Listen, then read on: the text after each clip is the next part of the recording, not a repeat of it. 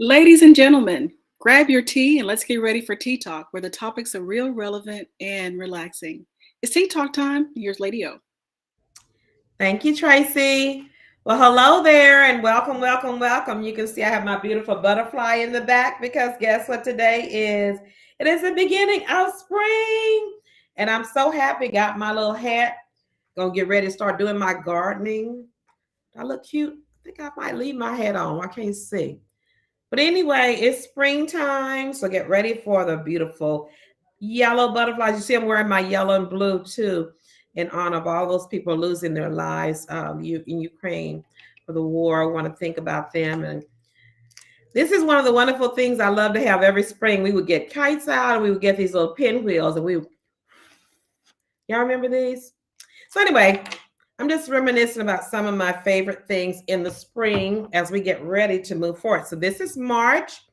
And we've been doing a lot of wonderful things this March. It's almost gone. Hasn't it been windy? We used to, I always think of March and call it the windy month. And definitely it has certainly been windy for us. And so we need to get ready. I hear something else is coming still in the wind. It's uncertain, but it is spring officially. And we are excited about March. Y'all know in March we celebrated Bishop's birthday. So I just want to say happy birthday again, Bishop, since this is March. But I want to welcome each of you all. We have a wonderful, wonderful show today. Can you all just click on and let somebody know that Lady O is on live right now? And I have some wonderful, wonderful things to talk about. One of the things that I'm so happy about with March is that it is Women's History Month. And this is something we didn't have when I was coming up. So you want to call all the women, tell them, get on. We are about to talk about some women, some sheroes today, because truth is, women, we are so strong and so instrumental in what's going on in this world and what is always going on from the Bible days on up. And we just haven't gotten the look. We haven't gotten the credit. Just like Black History Month, Blacks were excluded. Well, the truth is, women have been excluded even more. So that's why we now, thank God, somebody came up with Women's History Month. So we're going to talk about some women. And so in your chat room, I guess we'll kind of start off by asking the question for all of my ladies, my producers here on Tea Talk. Um, I'm going to start talking about my mother first. Women in our lives who were our heroes, who did not have their name in a newspaper or on TV, but they were so, so instrumental in our lives and even probably beyond in our community and in our churches. And so I just want to just give accolades today to Leela Mae, who is my mother, and she is in heaven, but just a little quick snippet of why she is my shero. Because my mother, when she had me, she had to drop out of school, and therefore she didn't get her high school diploma because of me coming along. But she went back and got her GED when I was 11, and that caused me to have to grow up really fast and be mother and homemaker and cook and everything to my younger siblings so that she could work in the daytime and go to school at nighttime to get her GED. And so y'all know about those latchkey babies. Well, I was a latchkey one. Come from school, pick up your brothers and sisters on the way home, go home, cook, put them to bed, get the bath, and then y'all go to sleep. And mom will be in sometime after y'all sleep. And in the morning she's got to get up and get on the bus because my mom didn't have a car. So she got out early, and I was supposed to what? Get the breakfast, get the kids to the lady around the corner who kept the children, get to school, do schoolwork, come back home, and it would start over a day. But I wanted to honor her because she could have just made an excuse and just said, well, since I've got all these kids, I'm just going to be she was a housekeeper. She worked in the lady's home and keep cooking and cleaning and taking care of her children. She said, I could just be a domestic engineer is what they call them right now. But she said, I want to go back so that my children can have better. So she sacrificed and she worked several jobs and did several odds and ends to make sure we still had what we needed. But the best thing she could have done for us is become educated. Now, that's for somebody out there today. You need to sacrifice and make sure that you get everything that you need so that your kids can have the best. So that's why I'm in education. My mom went back to school, and I eventually went, like I said, went on to college, got my PhD. So from going from a mother who had no education to having the first one to go to school and get my PhD, owe that to my mom because she encouraged me and inspired me and made me. You're gonna go. It wasn't a question of what do you want to be when you grow up. It was like, what school do you want to go to? Because you're gonna go to college, and so I did. But I just want to just say thank you, Leela Mae, for I am the woman today because of who you were and all that you sacrificed and did. So that's going to be my shero that I'm going to talk. I have so many others, but that would be number one. So, ladies, do you have anybody? And those of you that are on today, if you just write it in the chat, tell me who your shero was. Give her honor right now by writing that out, and we'll read some of them as we go along. Who wants to go first? I'll go. Okay. Okay. Like you, lady, my mom. I have a mom, my dad at home all the time, but my mom was just there for us. Anything we needed, she worked. She was a beautician, Okay. and she went to cosmetology school, got her degree there, and she was a beautician, the hairdresser for everybody you could think of, and she inspired me to just work hard and to keep going and no matter what. I had whatever I needed, so I didn't have to want for anything, but she instilled in me that hard work is what you needed. And you were talking about your mom, and I haven't talked about my mom in a long time like that, and it kind of got to me. Because I haven't shed any tears like that, for her in a while. But thinking about her in a very positive way, she was a strong woman. She was there with my father for over 54 years, 55 years before she passed away in 2000. Wow. And, she was behind him, everything. She was behind him and he was behind her. So I saw that in her. And I think that's what gave me a lot of strength to be able to do the things that I've been able to do. Even being a single mom, I still, use her strength to help me to get through a lot. Well, that's great. And when you said something too that just kind of struck me, my mother was a single mother, so she could do whatever she wanted to do, and she didn't have to ask permission, or she'd have to stay there and be behind a man. Okay, she didn't have to be there and do her wifely duty. And then those years when I was growing up, a lot of women gave up who they could have been or what they could have accomplished to make sure that the man made it.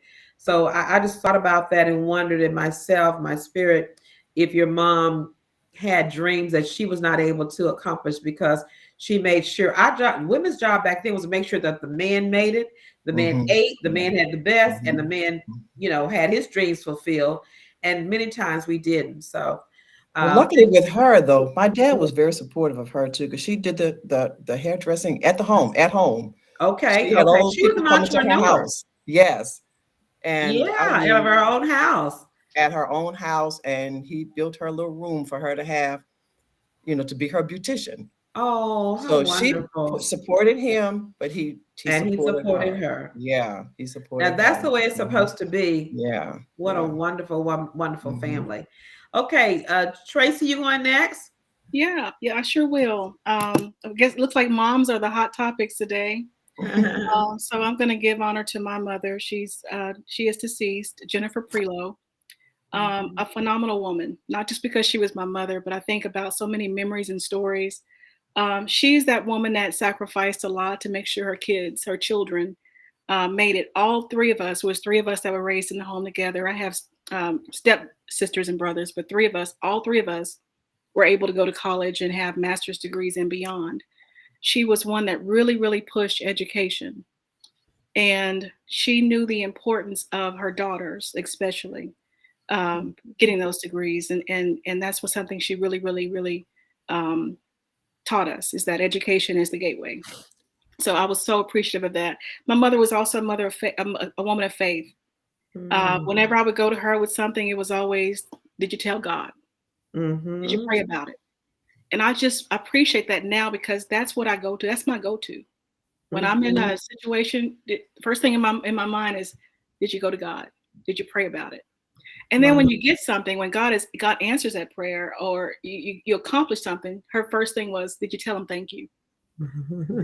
So just that voice, to have that. And my mother was also one that she wanted to be a teacher. And she sacrificed. She said, I can't do this right now. But when I told her I wanted to go back to school and I wanted to be a teacher, she said, I'm going to support you 100%. And she did that. And for my sister as well. So I really, really appreciate her sacrifice. She was a great woman, a great lady. She taught us to do it. If you do something, do it 100%. Always look your best. Always present your best. And I carry that now. And I really appreciate her sacrifice and her teaching me how to be a woman of God. Amen. I just want to thank you for sharing that. I also want to just I see Sister Mama Faye on here saying, I honor my grandmother. Y'all know these grandmothers really did a whole lot because they knew they couldn't go to school. So they would put their pennies together and make sure if their children they would push it for the grandchildren. So Faye says, I honor my grandmother, Maddie Samuel. We call out her name today, aka Sweet Mama. Sweet Mama. All right, we honor you, Sweet Mama. And Flair, if you call your mother's name, I didn't hear it. Did you call her name? Oh, I'm sorry. Yes, Emma Brown Clark. Emma Brown Clark. My aunt's name is Emma. Emma was a real popular name back in that day. Popular name. Yes. All right. Sister Deborah, who's your shero today? But you're on mute. You're still on mute. Do we have her on mute, Johnny? I mean, whoever's. While you're doing that, I'm going to read Deborah Baxter. Deborah Baxter says, Alberta David, my mother, God rest her soul, she worked as a labor of a kind as a kid, worked in as a labor as a kid and missed out on her education. Later becoming a cafe cook and rooted in God. Later married, had 6 children, and pregnant with the 7th as she lost her husband, Lord Jesus. She never lost her faith. At 30, she obtained her GED, hallelujah, and became a nurse. That was my mother too. She became a nurse. Not stopping there and becoming an entrepreneur, she owned her own home and land. God bless Alberta David. Shero. All right, we give y'all put it in the chat. I'm gonna try to read all these out when I can get a chance here, because we want to call their name. All right, Sister Deborah, did you get your microphone fixed? It's not working. What is going on with this? Well, we're gonna come back. Just keep, whenever you get your microphone fixed, you just start talking. Okay, yeah, go out and come back in because something went wrong there. Okay, so we're gonna do, just keep putting your shero in its name in there, and I will call that name out. Y'all don't let me forget anybody's name, because I want everybody's name to be called out that has done something with in your life, and you need to make sure they get called out. Well, listen, we got a lot of things to talk about, so each one of us has kind of looked at a person that we want to share, and I have 2 today. I'm going to start with this first one because it has to do with a movie. I'm always telling you that when we have Black History Month, we need to get on there and find history, things about women. If you can talk, Sister Deborah, just interrupt me. I'll keep talking until you start talking. No, can't hear you. Still can't hear you. Okay. Pastor Johnny, somebody, y'all kind of see what's going on with Sister Deborah's computer. But, there is no reason for us to not know the history of our people. And I'm telling you right now, you need to make sure that you get off of these sitcoms and all this stuff that ain't about nothing, and get something in your mind, your head, to understand what your past history is, who the women who have sacrificed. You need to promote it to your daughters so that they can be more than just somebody who can do the, what's that thing, TikTok dances and all this kind of stuff, and shaking and dropping it. And what's the booty thing? The backing up thing, the twerking, that's it. The twerking. Your little granddaughters, all of them can twerk. Do they know about the history? Do they know about your exactly. So let me say, I saw Tisha put somebody in here. Dorothy Mae Chavez, my grandmother raised me. She gave up retirement to raise my mother's 4 children. So she gave up and went into retirement and raised her mother's 4 children. How many of you grandparents would want to give up everything and go raise your grandchildren? You know, I love my little 13 grandchildren, but I pray every day for their mom and dad that they be around here, Jesus. Okay. I love them. But thinking about this age, trying to raise some more children, be like, Lord, y'all will be reading about me on the news. Okay. Well, when Deborah comes back in and she gets it together, or just tell her to text me, I'll read it off for her. All right. But anyway, I want to tell you about this movie that you have got to see. I want you to share with everybody you know. When I see something good, I'm excited about it. I want to share it. Okay. This documentary was on Netflix, and I'm looking for something good, you know, to kind of rest and relax me, thinking I was going to go to sleep on it. And the title of it was called The Best of Enemies. The Best of Enemies. And what it's about integration of public schools in Durham, North Carolina in 1971. You know, integration was already made law. So by 1971, Durham, North Carolina said they're not going to do it. And the town that this was in was run by the Ku Klux Klan. And to give you kind of an overview, the overview is that the president of the Ku Klux Klan and this Black woman who was uneducated, but she was a fireball and she wasn't afraid of anybody. So they ended up coming together from the NAACP to try to bring integration to this little racist town. They got the leaders from this group, and brought them together, try to see if they can get some common ground. And then the man said, well, look, at the end of the day, we'll vote on it after 30 days. And if whatever the town says, we will be integrated or not integrated. And so long story short, Miss Ann Attaway, she was something to be reckoned with. She was a Black woman, uneducated, not afraid of anybody, but she was so smart.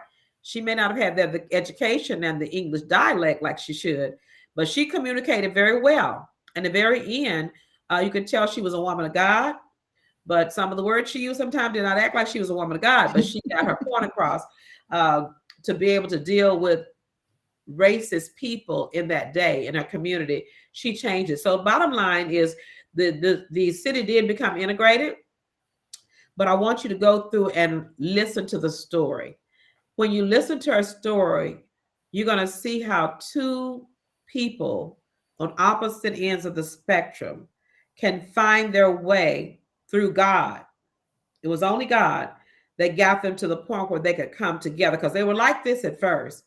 And then they came together. And when they came together, God was able to have his way and bring about integration in that city. It was all because of this little unsung hero, Shiro, named Ann Attaway. So y'all got to go and look at Ann Attaway, okay? All right. Let's see. Who else? We have anybody other mothers over here or aunties? Shelley talked about her mom. Okay. Tell me about Shelley's mom, because I can't read that. I think it's gone off. Tell me about Shelley and her mom. She inspired her to excel in school. She lost her mom at age 9. Yeah, that's her mom. She lost her mom at the age of 9, but pushed her way through college. She also encouraged her to do her best, and had a smile that would light up a room. She exuded joy in all circumstances. Wow. She can remember her mother's face, that smile, that encouragement. You know, our mothers all had that way of looking at us, you know, that pride, like, that's my girl. Mm-hmm. My mom would tell everybody I was going to college and da-da-da. You know, couldn't let her down, you know, so They would smile in that way that would make you know that you represent what they couldn't do. Mm-hmm. And they're just so proud of you. So I'm sure that your mother was, when she gave you that smile, so Shelley, that she was really thinking about, you know, what she couldn't become and how she was going to live her dreams through you. Mm-hmm. And you've done very, very well. And your the granddaughters as well. Yeah. All right. So anyway, that's my movie. And so I'm going to let some of the other ladies talk. I have another lady I'm going to talk about, but Tracy, why don't you go first? Talk about the lady that you thought about that's made a difference in history that we may not know as much about or know some things about. Okay, well, and what a difference that she has made in history. Barbara Jordan. Yes, from Houston. From Houston, Texas. Yes. All the way from Houston, Texas. A product of Third Ward. Yes. She was born in February 21st, 1936, right here in Houston. Mm-hmm. She attended Phyllis Wheatley High School. Wow. And she also attended Texas Southern. And the interesting story about that is Texas Southern has a really rich history. And a lot of us know why that university came about, because we were not able to go to University of Texas or to University of Houston. Yeah, University of Houston. So she made her home at Texas Southern, and she was a powerhouse there in debate. Her father actually was a pastor. Okay. He was pastor of Good Hope Baptist Church, and that's where she got a lot of her speaking from, her father. Wow. And she went on to Boston University, where she studied law, became a lawyer.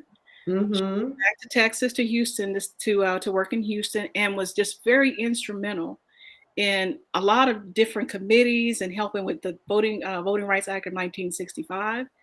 She was on the impeachment committee for Richard Nixon. And many of y'all know that this is the man in our backyard. She was the reason. I will say she's the reason, because they were going back and forth, but she gave a poignant speech about the Constitution. Okay. And at that point, a lot of people said that's the reason why Richard Nixon the very next day resigned, because her speech compelled him to believe that we have to follow the Constitution no matter what. Everybody is liable under the Constitution. Wow. So, yeah, it was powerful. She spoke at the 1976 Democratic National Convention with Jimmy Carter. He won. Mm-hmm. She spoke in 1992. If y'all go back and go to YouTube, in a wheelchair. And they said that she's gotten the longest standing ovation of anybody in history of the Democratic National Committee of that convention. So just a powerhouse of a woman. In her later years, she was sick. I believe she had multiple sclerosis. Mm-hmm. And she had leukemia. And Bill Clinton actually wanted to make her the Attorney General of the United States when he was in office. But because of her illness, because she was sick at the time, he was not able to do that. But in any time you visit Washington or the state capitol, Barbara Jordan spirit is still there. If you go to the University of Texas today, there is a statue in front of that university, and just so many different honors that she's received in her lifetime, and even now, even continuing to receive. Phenomenal. Right. And also, can't forget this: she was a member of the Delta Sigma Theta. All right, yeah, DST, yay! Well, sororities have played a really great part in leaders, developing female leaders. And you will find out that sisterhood that is built, no matter which sorority that you're part of, that sisterhood, that leadership, that society working and being involved, is all of that coming from that sisterhood. So, a couple of things when you were talking, I was thinking about this because I didn't know, you gave me some information. I didn't know that her father was a pastor. Mm-hmm. I should have known. The way she spoke, it really, she was before her time, but I bet she really had that preaching in her. But, back in the day, women couldn't preach. Mm-hmm. So she went on to be in Congress or whatever. But I can see that being a part of her and being able to use it in other ways. Right. But let me tell y'all something else too. I know y'all probably don't know, but I thought about this when you said that, I went to Texas Southern. I got my bachelor's from Texas Southern. And I also was I worked at University of Houston in their transcript department. Well, I found out back then, I didn't know that University of Houston was a university, but the Black students went to another building. They went to what we call Texas Southern now, but it was called Colored School number, say it's 529. And I Oh. bet her degree has colored school on it. It does not have Texas Southern. Mm. And I realized that when I was working in the transcript department, and an older lady came to get her transcript. I couldn't find that transcript on the University of Houston, and I finally found it in the archives, and it said colored school number da da da da da. So back in the day, before integration of the colleges, Texas people that went to Texas Southern will not have that on their diploma. It will have colored school. Mm. And it was all University of Houston, but the people that were black had to go to the colored part of it. Wow. And University of Texas in Austin, those people went to, I forgot the name of it. Everybody had a colored school. PV is a colored school for Texas A&M. That's why it's called Prairie View A&M. It was the colored school for what is it called that I went to? I just had a moment Texas there. Southern. Texas No, Southern. the PV school was the color school for Texas A&M. So when you look back at the history of these big schools, you will find a colored school that was named colored school. It had a number because the law said that they had to have a school for coloreds too. So anyway, but there are a bunch of women that came through there and got that degree and went on. So thank you, Barbara Jordan. All right, let's see. Flair, who did you want to talk about? Yeah, I have, because I'm from New Orleans, and I like to talk up my city. I'm going to do the education icon from New Orleans, a young girl, a little girl who was big with segregation, and it's Ruby Bridges. And Ruby Bridges, born in New Orleans, and at the age of 5, she was in kindergarten, and they're trying to do the segregation in New Orleans in 1960 because they were far behind each other, far behind everybody else. So when it came time for it, they went to some of the black schools and they tested the children because they wanted to see who was smart enough to go to a white school. And she and 5 other children tested, and they passed the test. And they were invited, I guess you can say invited, because, well, they had to go. They had to go because it was a law in November, I think it was November 4th, 1960, that they had to integrate all the schools. And she went to William France in the 9th Ward in New Orleans, and she was the only one that went there. Other children went to other schools, and one child, her parents decided not to. But Ruby's mom wanted her to have the best. And back then, the white schools had the best. So her mother took her, when they brought her to school the first day, her mother was in the car with her with the marshals. Her mother was there walking up those steps with the marshals, the people shouting at her. They said one lady had a coffin with a little black girl hanging on it, on a stick. So her mom walked her to school for a couple of days like that with the marshals and everything. And I think it was Eisenhower who was president then. They wouldn't allow her to eat lunch or anything. Well, what happened? They closed the school because none of the white kids would go to school. She was the only one at the school. And she had to bring her own lunch because they were afraid she was going to be poisoned. So, but her mom stayed there with her. Her mom made sure she was okay. The family kind of broke up. Mom and dad kind of broke up because dad was against it. Mom wanted it to happen. And they struggled a lot. But Ruby went on and finished that year at the school and stayed there and graduated from an integrated high school. And she's still in New Orleans. And she even has, Norman Rockwell has a painting that's in the Oval Office with her on it. And she said she got to see former President Obama greeted her to let her come and see the painting on the wall. Wow. Yeah, so she's an educational icon in New Orleans and all over for integration and segregation. Yes. Wow. And when you talk about, I got goosebumps because there were 2 sheroes there. There was a little girl that, honestly, I don't know. That's so scary that you could go up against by yourself with your little cute little dress and walk in without shedding tears or shaking or looking around. She walked up those steps. Talk about a shero that was a little girl.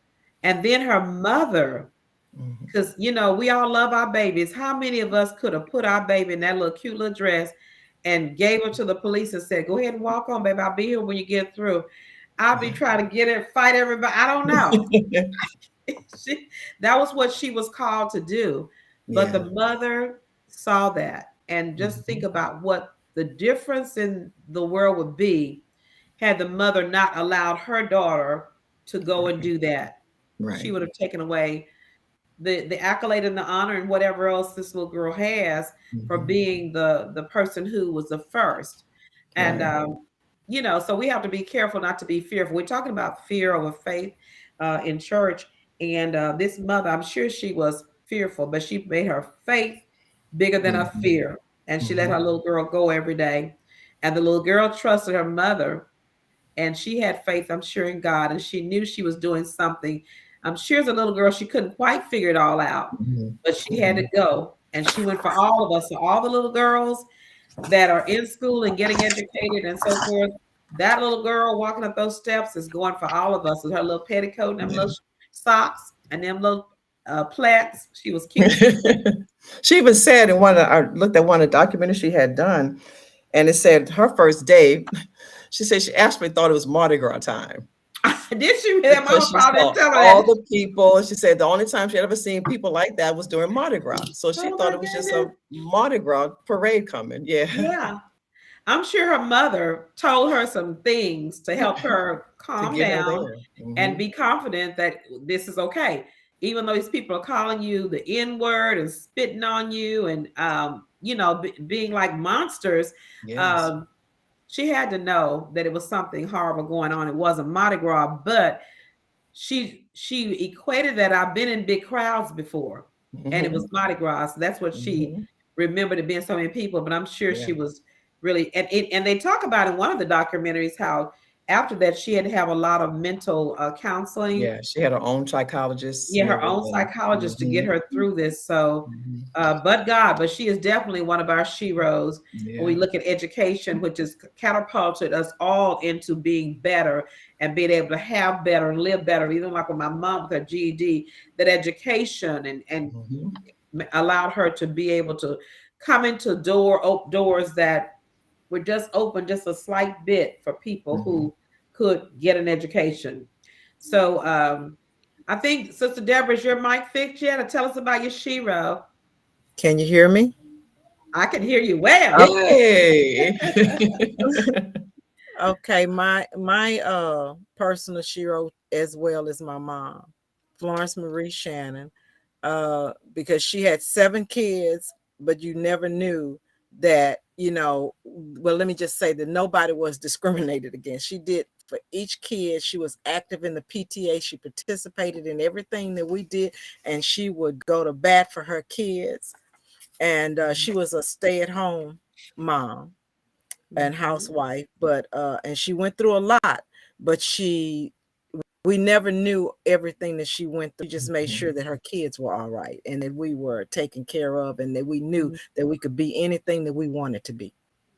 Amen. If we worked hard at it. Wonderful, wonderful. Yeah. So did you have someone you want to talk about in the community? Well, the person that I looked up was Martin Luther King's mom, Alberta Christine Williams. All right, Alberta, Miss Alberta. Yeah, Miss Alberta. She was married. She married his father, and she was working at the time that she married his father, but she had to quit working because at the school district, they did not allow women who were married to work. So she married and she had the 3 kids and she worked in the church. She was like choir director. She got her education as well. And she went back and got her bachelor's degree. And she worked at the church faithfully for like 25 years, except for the time that she took off to go and help Martin. So, to push her son, her whole thing was that all her kids had self-worth. that there was Wow. nothing that they lacked on the inside of them to get, what they needed to get to and to respect themselves. So she was and she participated in the NAACP.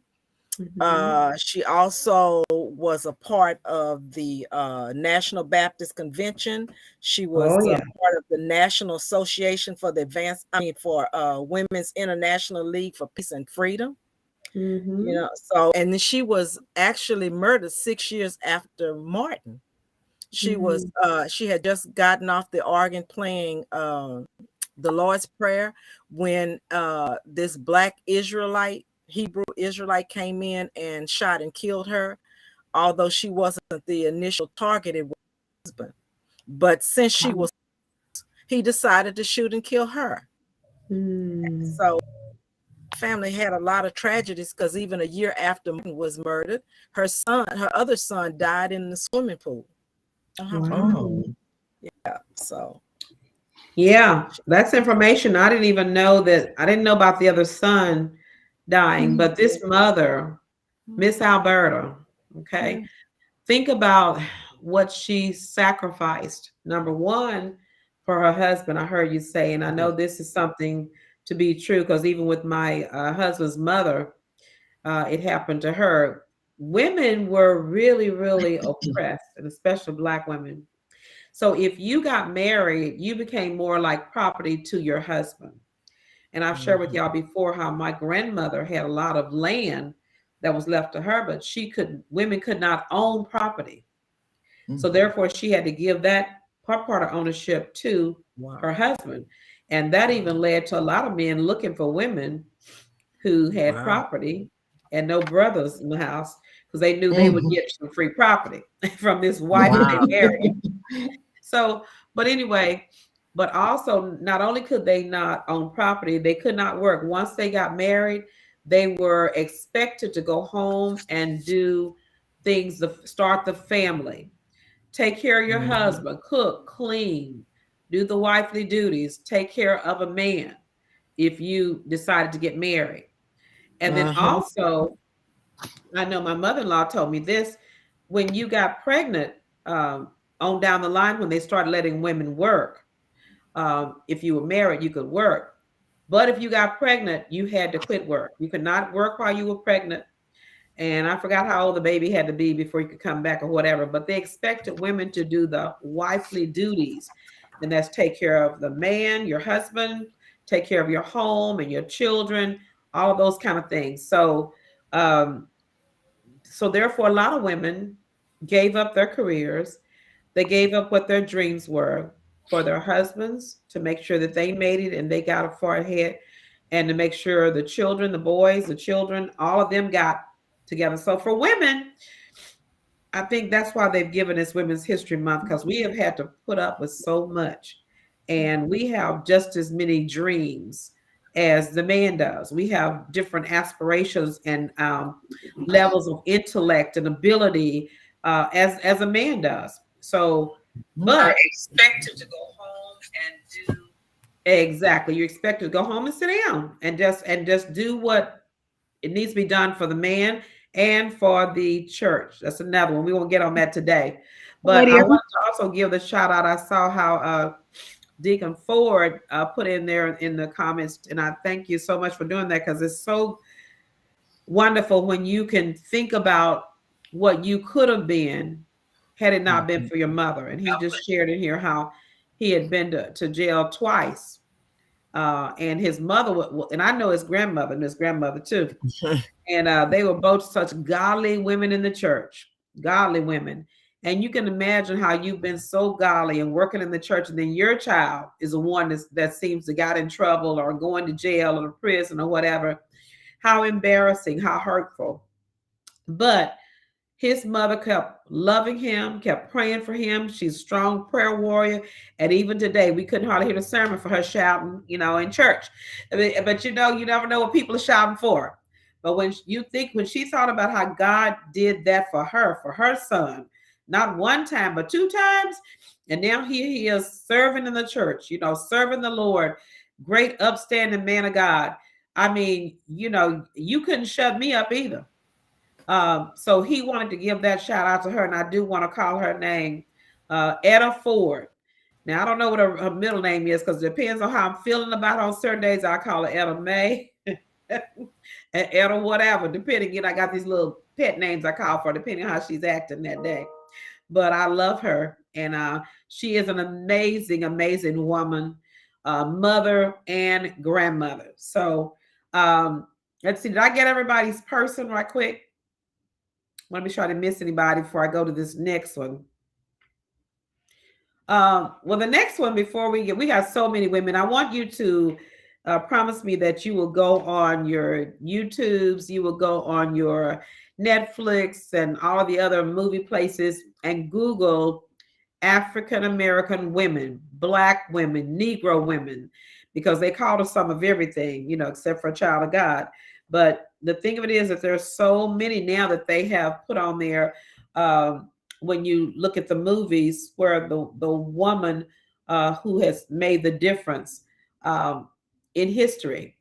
When we look at the young man who was killed, there was a freedom rider, and how his mother wanted his body displayed so they could see the horrific things that were done. That changed history. But that mother who was not selfish with her and even hurt to the point that she could not share that to change history. Women have been doing that all along, and they've been led by God. So the lady I was going to talk about last was a lady who I just admire so much. And when I looked at a movie the other day, there's so many. Madam C.J. Walker. I'm rambling because I'm thinking about all these wonderful movies that I've looked at here the last couple of weeks and even the last couple of years. Madam C.J. Walker and even The Hidden Figures. That just came out a couple of years ago, and how Black women were the ones who were the human computers. Talk about Blacks not being smarter than as smart as white people. And here these people were, they gave the figures in their own head. They could do that math, and even more so than the computer. And they never gave them credit. They kept that quiet to just a few years ago. And when we first went into space, so they were at NASA doing all this work, and they kept their mouths closed. And Emmett Till's mother, that's what I was trying to say, Emmett Till's mother, the fact that she could have just had a meltdown and been nothing, but because of her bravery and because of what she did, she led to changing the way the world, because everything then was in a newspaper. So she let them put her child's dead, disfigured body on the news all over, and it changed the world. So these are just some women that I'm reading a couple more here. This is Daisy Walker. My mother, Josephine Walker, say her name, Josephine. Miss Josephine was a mother of 10 children and 4 stepchildren, a devoted, God-fearing woman who encouraged us to be our best and to obtain an education.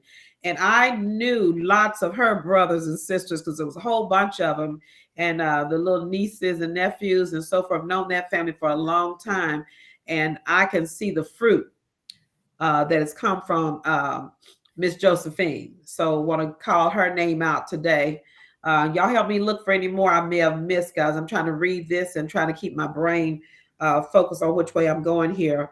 But the other one I wanted to talk about was Maya Angelou, because I watched a movie about her the other night too, in her life. And she had a really, just a genius mind. All these women we're talking about had really superhuman genius minds. And a lot of them had a hard life. When I was looking at her life, it was talking about how much self-confidence she had.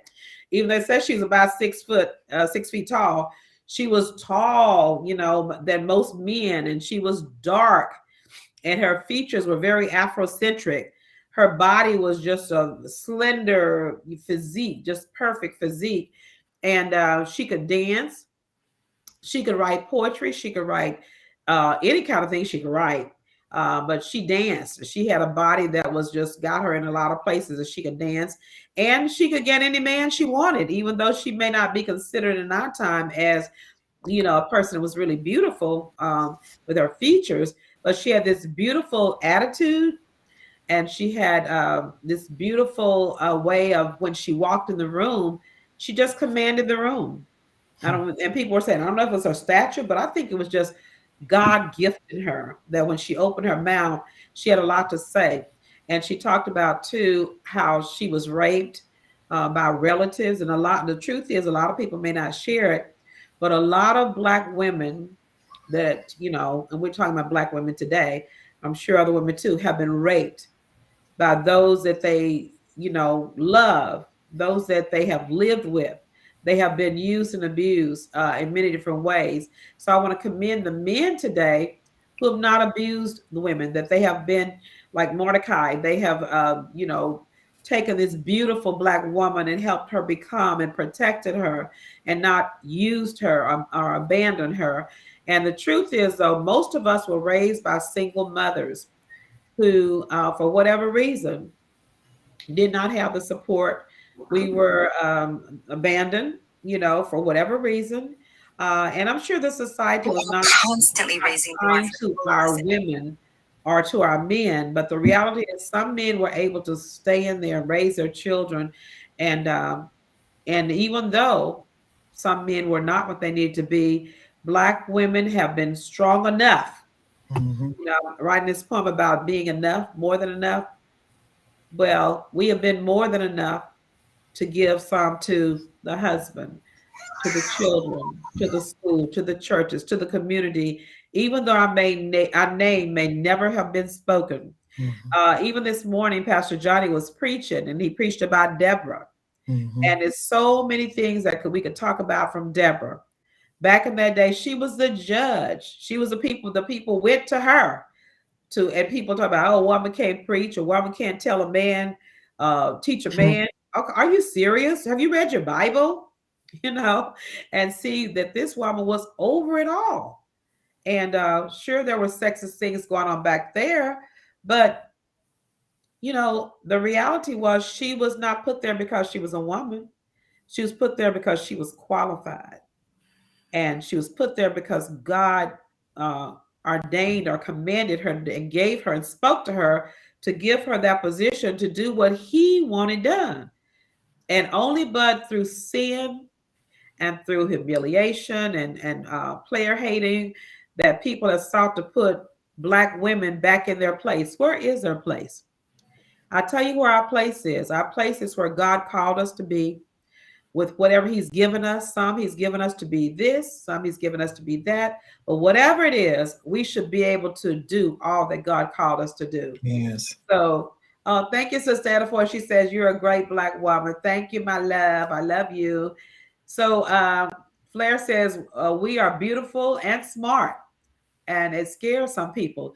Do y'all remember in the one for the help, when the lady told the little white girl, you is pretty, you is smart, you is beautiful. That's something that she spoke in her own little Black children. But here she is speaking into a little white girl, because for some reason, I don't know why she felt like she needed to do that. Maybe that's just what she did, was encourage other little girls to know that you is smart, you is beautiful. And I just want to thank each one of you all. Say Henrietta Lacks, about his sacrifice to advance cancer research. Oh, that's right. That they sacrificed her in experimenting, Henrietta Lacks, about cancer research. A lot of us were used to do research on guinea pigs like we were animals.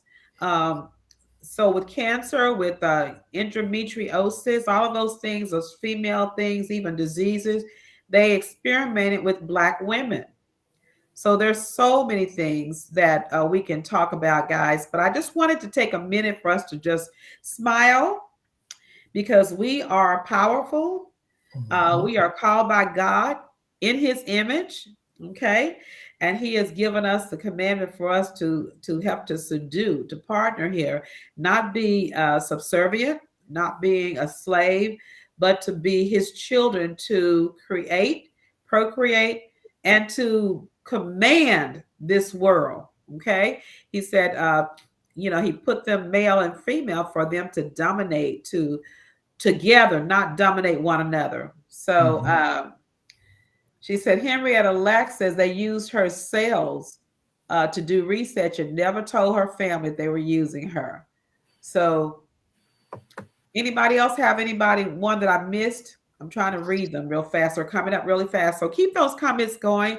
Make sure that you don't leave after seeing this show without giving the person, the woman in your life, giving life to her name by saying thank you, whoever it is. Okay. So is there anything else, guys, I missed? I'm trying to look for our time. How much time do we have left? 7 minutes? Yes? Yeah, about 6. About 6 minutes. Okay. So let's look at some other women. Can y'all think of any other women or any other movies that the one that talked about Madam C.J. Walker, that just blew me. I mean, you got to see that one. She became a millionaire, and they kind of talked about how she worked for this lady who was light-skinned. Y'all don't want me to start talking about light-skinned women. From a dark-skinned women. Y'all want to talk about light-skinned women? I'm from New Orleans, so it was a problem being dark-skinned. Okay, yeah. It was a problem. Yeah. If you were not a certain color, you couldn't still go certain places because you were too dark. Right. I was telling one of my grandkids, I think it was, or somebody today, about how, I know what it was. They were researching about, their grandfather, who was very instrumental in University of Texas at Arlington in getting some racial things changed. And he was on vice president of the student government. He and Senator West were there and making changes. But when they first got there was a professor that would put a brown paper bag on his desk. And when the students came in, he told them, he said, if you are darker than this brown paper bag, you will not pass my class. I'm just going to tell you right now. Wow. You need to go get out of my class, find another class, because you will not pass my class if you are darker than this brown paper bag. Said it openly. He was tenured. And there was nothing they could do. And he would tell you. And so I know that lighter skinned people had it better than darker skinned people. Anybody else want to share anything on that? Well, I will say this, and unfortunately that, I know that to be true, but the part that's hurtful sometimes for light skin is that you deal not just with racism, you deal with intra-racism. Yes. Because you're going to treat me a little different because you think others are treating me better. And sometimes that's not the case. Exactly. That is so true. I'm glad you brought that up, because when I was over in Texas Southern, I never had, we had to be in these classes and these groups. And so we got our paper back from our teacher gave us our grade back. And so this darker skinned girl who was a good friend of mine, and she looked over on my paper. She said, "Oh, but you high yellow. You were gonna get an A plus." And I called her on. I said, "What exactly do you mean?" Because back in that day, I didn't really know what she meant. Well, all the high yellow folk in here, we know y'all gonna get A's just because. Mm-hmm. And I was very offended by that. Because she was insinuating because I was high yellow, and I'm not really highly yellow, but she considered me, that's what she called me. She insinuated that I didn't have to work as hard, that I was giving favoritism because of that, when that was not true. But I did find out, though, later on as I went on through school, that people do have racism against even our own color. Some dark-skinned women don't want to be around light-skinned women because they think she thinks she this, da-da-da. And some dark-skinned women don't want to be around light-skinned women because they feel like she's going to treat them some kind of way. Ladies, we got to get over that. Yes. We cannot have racism within us. Yes. We are all in this together. We've all been, we can't change what people think, but we can change what we think. And if you have that attitude that you think because you're light skinned that you're better than somebody's dark skin, you need to go and apologize, first of all, to God. And if you've ever treated anybody like that, you need to apologize to them. And that is very immature. The same thing about a dark skinned person. If you have thought, oh, it's because she's light skinned, she thinks she's better and got that attitude, about her. You don't know her. Don't prejudge her. You don't want her to prejudge you. So that's something we can definitely stop. And the hair, we were growing up, oh, she got good hair. She thinks she got good hair. Yeah. What is good hair? Now, I will admit that my mom had the wavy hair, that Indian wavy hair. And when she married my dad, who had that snap, crackle, pop hair, she just didn't know how to comb my hair. So we would always look like my maiden name was Horn. So when my mom got through putting this B05 and water on our hair, trying to roll it with her fingers, this is what I looked like. Snap, crackle, pop all right here. And then she would take my bangs and she would do it like this. And then by the time she took her fingers out, it would be like this. So I was so embarrassed going to school, but she didn't know how to comb my hair. So that made me sensitive to my hair. So if you got a child that's got snap, crackle, pop hair, you need to learn how to comb it so that child does not feel bad about their hair. And people will tease you. Will they not? Yes. They will. My mom was a beautician, so my hair stayed pretty decent. Yeah. Oh boy, but all of those things, guys, some of them we really kind of bought on ourselves, and we didn't want to be around people. And I know when I was growing up, I had a couple of friends, and my friends were they looked like Mutt and Jeff, Snap, Crackle, Pop, Slingy. It was all these people, and I could have been very, very popular with the in crowd, but I chose to like anybody, and be friends with anybody. So therefore, people didn't want to be around me who were the ritzy people, because I had friends who were Snap, Crackle, Pop, and one that was jet black. I mean, when I don't say dark, she was jet black. She was my friend. I had one that was short and dumpy. I had one that was a tall. I remember her name was Leona. If she ever sees me again, she'll know what I'm talking about. I haven't seen her since I was in elementary school or middle school.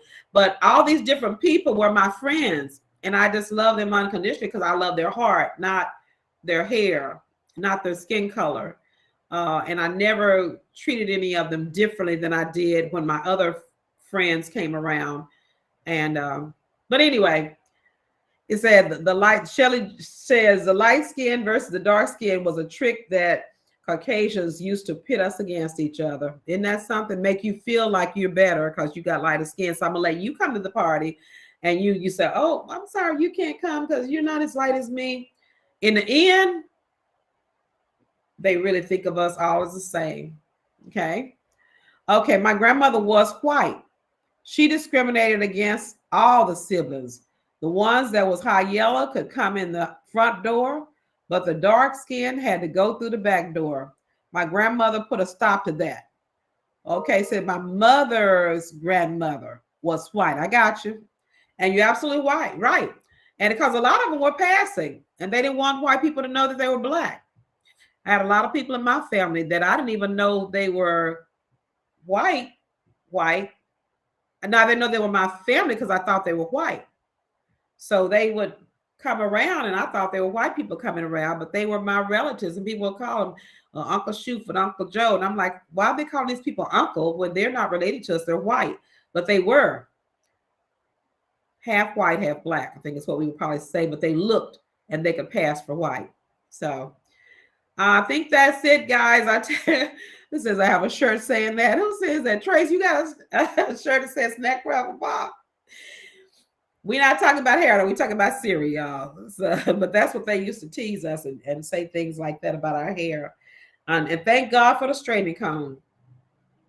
That's another whole story too. Do we want to be like a different person? But I'm going to say not that I want to be white or have straight hair because of that.